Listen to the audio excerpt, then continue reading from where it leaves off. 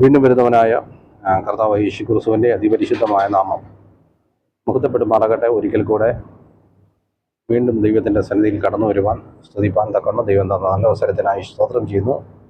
ഈ ഞായറാഴ്ച വീണ്ടും ദൈവത്തിൻ്റെ വചനവുമായി നിങ്ങളുടെ മധ്യത്തിലായിരിക്കാൻ കർത്താവ് തന്ന നല്ല അവസരത്തിനായി സ്തോത്രം. ഈ ഞായറാഴ്ചയാണല്ലോ ഞാൻ ദൈവത്തിൻ്റെ വചനം ധ്യാനിച്ചുകൊണ്ടിരുന്നപ്പോൾ ദൈവത്തിൻ്റെ ആത്മാവിനോട് ഇടപെട്ടൊരു ചിന്ത ഞാൻ നിങ്ങളുമായി പങ്കുവെക്കുകയാണ്. 116 സങ്കീർത്തനം അതിൻ്റെ 12, 13 വാക്യങ്ങളാണ്. യഹോവ എനിക്ക് ചെയ്ത സകല ഉപകാരങ്ങൾക്കും ഞാൻ അവനെന്ത് പകരം കൊടുക്കും? ഞാൻ രക്ഷയുടെ പാനപാത്രം എടുത്ത് യഹോവയുടെ നാമം വിളിച്ചപേക്ഷിക്കും. യഹോവയ്ക്ക് ഞാൻ നേർച്ചകളെ അവൻ്റെ സകല ജനവും കാങ്കി കഴിക്കും. അപ്പോൾ സങ്കീർത്തനക്കാരൻ പറയുന്നൊരു കാര്യമാണ്, യഹോവ എനിക്ക് ചെയ്ത സകല ഉപകാരങ്ങൾക്കും ഞാൻ അവനെന്ത് പകരം കൊടുക്കും? ഞാൻ രക്ഷയുടെ പാനപാത്രം എടുത്ത് യഹോവയുടെ നാമം വിളിച്ചപേക്ഷിക്കും.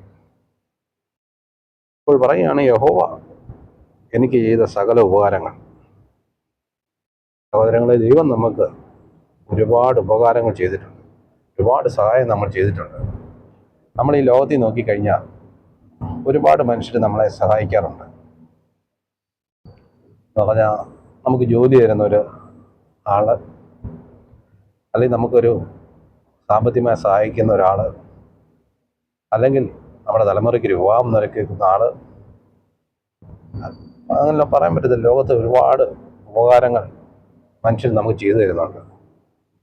കാരണം നമ്മളെയൊക്കെ അനുഗ്രഹത്തിൻ്റെ മുന്നിൽ, നമ്മളൊക്കെ അനുഭവിക്കുന്ന നന്മയുടെ മുമ്പിൽ മറ്റുള്ളവരുടെ ഒരു ഉപകാരം ചെയ്തൊരു നന്മയാണ് നമ്മളൊക്കെ അനുഭവിക്കുന്നത്. അപ്പോൾ നമ്മൾ അങ്ങനെയുള്ളവരെ കാണുമ്പോൾ, നമ്മളെ സഹായിച്ചവരെ കാണുമ്പോൾ നമ്മളെപ്പോഴും നമ്മൾ ഓർക്കാറുണ്ട്, അയ്യോ ആ അച്ഛനാണ് എന്നെ സഹായിച്ചത്, അല്ലെങ്കിൽ അമ്മാമ്മയാണ് എന്നെ സഹായിച്ചത്, അല്ലെങ്കിൽ ആ പാസ്റ്ററാണ് എന്നെ സഹായിച്ചത്. എപ്പോഴും നമുക്കൊരു നന്ദി, ബഹുമാനം അവരോടുണ്ടായിരിക്കും. എന്നാ സഹോദരങ്ങളെ, സങ്കീർത്തനക്കാരൻ പറഞ്ഞു, യഹോവ എനിക്ക് ചെയ്ത സകല ഉപകാരങ്ങൾക്കും ഞാൻ എന്ത് പകരം കൊടുക്കും? സഹോദരങ്ങളെ, ദൈവം നമുക്ക് ഒരുപാട് ഉപകാരം ചെയ്തിട്ടുണ്ട്. ഈ മനുഷ്യൻ ചെയ്ത ഉപകാരം നമ്മൾ ഓർക്കുമെങ്കിൽ നിശ്ചയമായും നമ്മൾ കർത്താവ് നമുക്ക് വേണ്ടി ചെയ്ത ഉപകാരങ്ങൾ നമ്മൾ ഓർക്കണം. ഹല്ലേലൂയ. എന്താ ദൈവം നമുക്ക് വേണ്ടി ചെയ്ത ഉപകാരങ്ങൾ?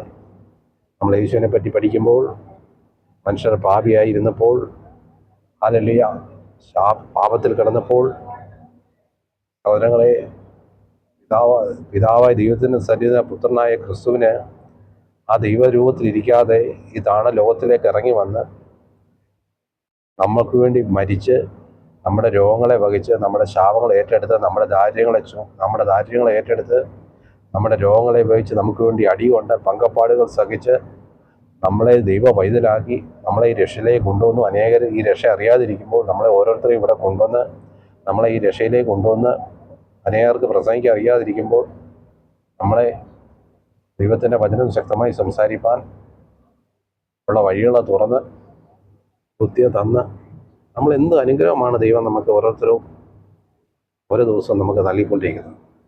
ഇവിടെ പറയാണ്, സങ്കീർത്തനക്കാരൻ പറഞ്ഞ, യഹോവ എനിക്ക് ചെയ്ത സകല ഉപകാരങ്ങൾക്കും ഞാൻ അവനെന്ത് പകരം കൊടുക്കും? സഹോദരങ്ങളെ, അതോർത്ത് നമുക്ക് സ്തുതിക്കാം, അതോർത്ത് നമ്മൾ ദൈവത്തെ മഹത്വപ്പെടുത്തണം. ഇവിടെ പറയുകയാണ്, എന്താ ചെയ്യുന്നത്? ഞാൻ യഹോവയ്ക്ക് എൻ്റെ നേർച്ചകളെ അവൻ്റെ സകല ജനവും കാങ്ങി കഴിക്കും. അപ്പോൾ ദൈവം നമുക്ക് വേണ്ടി ചെയ്ത ആ ഉപകാരങ്ങൾക്ക് പകരമായി ഇവിടെ ചെയ്യാണ്, ഞാൻ രക്ഷയുടെ പാനപാത്രം എടുത്ത് യഹോവയുടെ നാമം വിളിച്ചപേക്ഷിക്കും. സഹോദരങ്ങളെ, നമ്മൾ ദൈവസന്നിധി കടന്നു വരുമ്പോൾ, ആരാധിക്കാൻ കടന്നു വരുമ്പോൾ നമുക്ക് വേണ്ടി ചെയ്ത ഉപകാരങ്ങൾ ഓർത്ത് നമ്മൾ ദൈവത്തെ സ്തുതിക്കണം. നമ്മൾ എത്രത്തോളം ദൈവത്തെ മഹത്വപ്പെടുന്നു അത്രത്തോളം മഹത്വപ്പെടുത്തണം.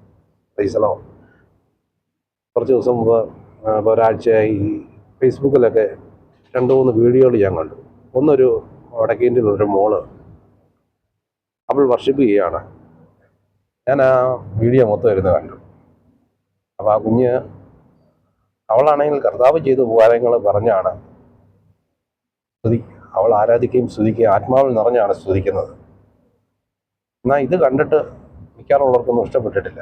അതിൽ വേറൊരു മോന് ഏതോ ഒരു ചർച്ചിൻ്റെ പുൽപ്പറ്റിൽ നിന്ന് അവനും ഇങ്ങനെ പാട്ടുപാടി ഡാൻസൊക്കെ ചെയ്ത് ദൈവത്തെ സ്തുതിക്കുകയാണ്. അവനും കർത്താവ് ചെയ്ത ഉപകാരങ്ങളും നന്മകളൊക്കെ പറഞ്ഞാണ് ദൈവത്തെ സ്തുതിക്കുന്നത്. സഹോദരങ്ങൾ, എന്നാൽ ചിലർക്കത് ഇഷ്ടപ്പെട്ടിട്ടില്ല. കാരണം കർത്താവിനെ ഉയർത്തുന്നതും ദൈവത്തെ ആരാധിക്കുന്നതൊക്കെയും ഇഷ്ടപ്പെടുന്നില്ലെങ്കിൽ മനസ്സിലാക്കണം, വേറെ എന്തോ ഒരു പൈശാചിക ശക്തി നമ്മുടെ മേലുണ്ട്. ഭൂതത്തിനാണ് ദൈവത്തെ ആരാധിക്കുന്ന ഇഷ്ടമല്ലാത്തത്. ദൈവത്തെ സ്തുതിക്കും, ദൈവത്തെ മഹത്വപ്പെടും, ദൈവത്തെ ആരാധിക്കുന്നതൊക്കെ ഇഷ്ടപ്പെടാത്തതെന്ന് പറഞ്ഞാൽ ഭൂതത്തിനാണ്. ഭൂതത്തിന് ഒരിക്കലും ഇഷ്ടപ്പെടത്തില്ല, പിശാചിന് പ്രത്യേകിച്ച് ഇഷ്ടപ്പെടുത്തേ ഇല്ല. ഹല്ലേലൂയ. ഞാൻ അങ്ങനെ ഇങ്ങനെ തുള്ളിച്ചാടി ആരാധിക്കുന്ന ഒരു മോനോട് ഞാൻ ചോദിച്ചു, മോനെ നീ എന്തിനാ ഇങ്ങനെ തുള്ളിച്ചാടിയത്? അപ്പോൾ ആ ചെറുക്കൻ എന്നോട് പറഞ്ഞ്, എൻ്റെ അങ്ങളെ, ഞാൻ എൻ്റെ അവൻ്റെ രോഗത്തിൻ്റെ കാര്യവും അവൻ്റെ ഭവനത്തിൻ്റെ അവസ്ഥയും അവന് വേണ്ടി ദൈവം പ്രവർത്തിച്ച കാര്യം കേട്ടപ്പോൾ എനിക്ക് തന്നെ തുള്ളിച്ചാടണം തോന്നി.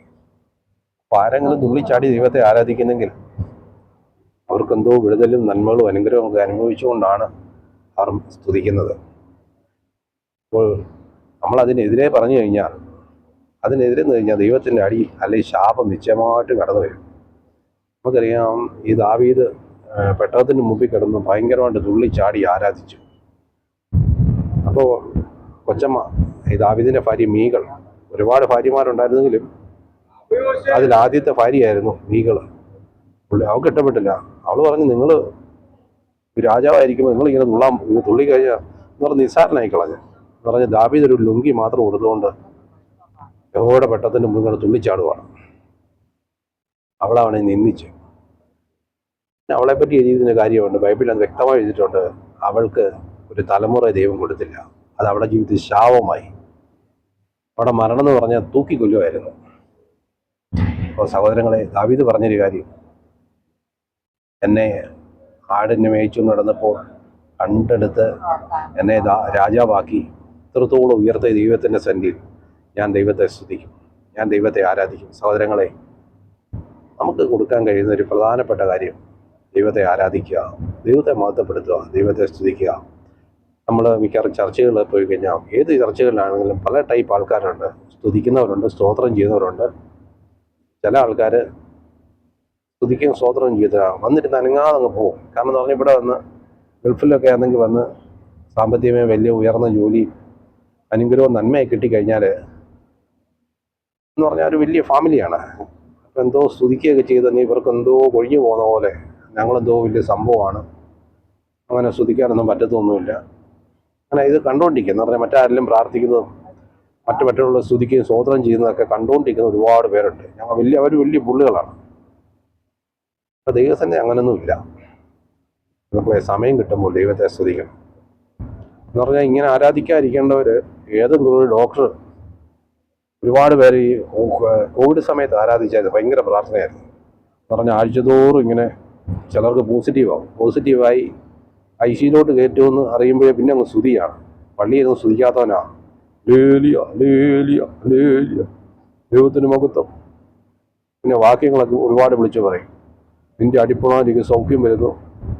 ബാക്കിയൊക്കെ പിന്നെ അങ്ങനെ വാക്യം പറഞ്ഞില്ല. നിനക്ക് ആരോഗ്യമുള്ളപ്പം, എഴുന്നേറ്റ് നടക്കാൻ കഴിവുള്ളപ്പം നീ ദൈവത്തെ സ്തുതിക്കണം, ദൈവത്തെ മഹത്വപ്പെടുത്തണം. Praise the Lord. അതാണ് ദൈവത്തിന് മഹത്വം. Praise the Lord. നമുക്ക് ശരീരത്തിന് ആരോഗ്യം തരുമ്പോൾ, കൈ പൊക്കാൻ പറ്റാത്ത ഒരുപാട് ആൾക്കാരുണ്ട്. എഴുന്നേറ്റ് നിന്ന് ആരാധിക്കാൻ കഴിയാത്ത ഒരുപാട് പേരുണ്ട്. ഒരു കൈ സ്ട്രോക്ക് വന്ന് തളർന്നു പോയ ഒരുപാട് പേരുണ്ട്. നാക്കെടുക്കാൻ കഴിയാത്ത ഒരുപാട് പേരുണ്ട്. കണ്ണ് കാണാൻ വയ്യാത്ത ഒരുപാട് പേരുണ്ട്. സംസാരിക്കാൻ തൊണ്ടയ്ക്ക് രോഗമുള്ള അനേകരുണ്ട്. സഹോദരങ്ങൾ, ഇതൊന്നും വരാതെ നിന്നെ ദൈവം എത്രത്തോളം നടത്തുമ്പോൾ നീ എത്രത്തോളം ദൈവത്തെ സ്തുതിക്കാമോ അത്രത്തോളം ദൈവത്തെ സ്തുതിക്കണം. Praise the Lord. സങ്കീർത്തനക്കാരൻ പറയുകയാണ്, ഞാൻ യഹോവയ്ക്ക് ഞാൻ രക്ഷയുടെ പാനപാത്രം എടുത്ത് യഹോവയുടെ നാമം വിളിച്ചപേക്ഷിക്കും. സഹോദരങ്ങളെ, നമ്മൾ ദൈവത്തെ സ്തുതിക്കണം, ദൈവത്തെ മഹത്വപ്പെടുത്തണം. Praise the Lord. എന്നിട്ട് മൂന്നാമത് പറയാണ്, ഞാൻ യഹോവയ്ക്ക് എൻ്റെ നേർച്ചകളെ അവൻ്റെ സകല ജനം കഴിക്കും. മൂന്നാമത് ചെയ്യുന്ന കാര്യം, ഞാൻ യഹോവയ്ക്ക് എൻ്റെ നേർച്ചകളെ. എന്താ അവൻ്റെ നേർച്ചയെന്ന് പറഞ്ഞാൽ, നമുക്കറിയാം, 1 ശമൂവേലിന്റെ പുസ്തകം പഠിക്കുമ്പോൾ ഹന്നയ്ക്ക് തലമുറയില്ലായിരുന്നു. ഒരുപാട് നാളായി കഴിഞ്ഞ് പുള്ളിക്കാരി ഒരു തീരുമാനം എടുക്കുവാണ്, എനിക്കൊരു ആൺകുഞ്ഞിനെ തന്നു കഴിഞ്ഞാൽ ഞാൻ അവനെ യഹോവയ്ക്ക് നിവേദിക്കും, അവൻ്റെ തലയിൽ ക്ഷൗരക്കത്തി തൊടത്തില്ല. തീരുമാനമെടുക്കുകയാണ്. ആ തീരുമാനം കഴിഞ്ഞ് 1 വർഷം കഴിഞ്ഞപ്പോൾ ദൈവത്തിൻ്റെ കരം അവൾക്ക് വേണ്ടി തുറന്ന്, അവിടെ അടഞ്ഞ ഗർഭത്തെ ദൈവം തുറന്ന് ഒരു തലമുറയെ പുരുഷ സന്താനത്തിൽ കൊടുക്കുവാൻ ഇടയായി തീർന്നു. അപ്പോൾ ആ കുഞ്ഞിനെ കിട്ടിക്കഴിഞ്ഞപ്പോൾ അവൾ ആ കുഞ്ഞുമായി നേരെ യഹോവയുടെ ആലയത്തിൽ കടന്നു വന്ന് ആ നേർച്ച ചെയ്യുവാനിടയായി. സകല ജനവും കാങ്കെ ആ കുഞ്ഞിനെ യഹോവയ്ക്ക് കൊടുക്കുവാനിടയായി തീർന്നു. അത് സംഭവിച്ചു. അവൻ വലിയൊരു പ്രവാചകനായി ഇസ്രായേലിലെ ഒരു രാജാവിനെ പോലെ ഭരിച്ച് വലിയൊരു നിലയിൽ അവൻ എത്തിച്ചേർന്നു. സഹോദരങ്ങളെ, ഇവിടെ സംഗീതക്കാരൻ പറയാണ്, ഞാൻ യഹോവയ്ക്ക് എൻ്റെ നേർച്ചകളെ അവൻ്റെ സകല ജനവും കാക്കി കഴിക്കും. നമുക്ക് ദൈവത്തിന് വേണ്ടി നേർന്നാട്ടെ. ചില വിഷയങ്ങളെ ദൈവത്തിന് പ്രതീക്ഷിച്ച് തീരുമാനങ്ങളും എടുത്താട്ടെ. നമുക്കറിയാം, പൗലോസിന് പോലും നേർച്ചയുണ്ടായിരുന്നു. തല ക്ഷേവനും ജീവിക്കാം. ചില തീരുമാനങ്ങളുടെ മുമ്പിൽ, ചില പ്രതീക്ഷയുടെ മുമ്പിലാണ് ദൈവം നമുക്ക് വേണ്ടി പ്രവർത്തിക്കുന്നത്. അപ്പോൾ സങ്കീർത്തനക്കാരൻ പറയുകയാണ്, യഹോവ എനിക്ക് ചെയ്ത സകല ഉപകാരങ്ങൾക്കും ഞാൻ എന്ത് ഉപകാരം കൊടുക്കും? ഞാൻ രക്ഷയുടെ പാനപാത്രമെടുത്ത് യഹോവയുടെ നാം വിളിച്ചപേക്ഷിക്കും. ഞാൻ എൻ്റെ നേർച്ചകളെ അവൻ്റെ സകല ജനവും കഴിക്കും. ഈ ദിവസങ്ങളിൽ ദൈവം ചെയ്ത ഉപകാരങ്ങൾ ഓർക്കാം, നമുക്ക് നന്ദി പറയാം, ദൈവത്തെ സ്തുതിക്കാം, ദൈവത്തെ മഹത്വപ്പെടുത്താം. നമ്മുടെ നേർച്ചകളൊക്കെ ദൈവത്തിൻ്റെ നേർച്ച പറയാം, തീരുമാനങ്ങൾ പ്രതീക്ഷയെടുക്കാം. അത് നമ്മുടെ ജീവിതത്തിൽ വലിയ വിടുതലായി അനുഗ്രഹമായി തീരും. അതിനായി ദൈവം എല്ലാവരെയും സഹായിക്കട്ടെ. എല്ലാം പ്രിയപ്പെട്ട ഒരിക്കൽ കൂടെ ദൈവം അനുഗ്രഹിക്കട്ടെ എന്ന് പറഞ്ഞുകൊണ്ട് ഞാൻ വചനത്തിൽ നിന്ന് നിർത്തുകയാണ്. God bless you.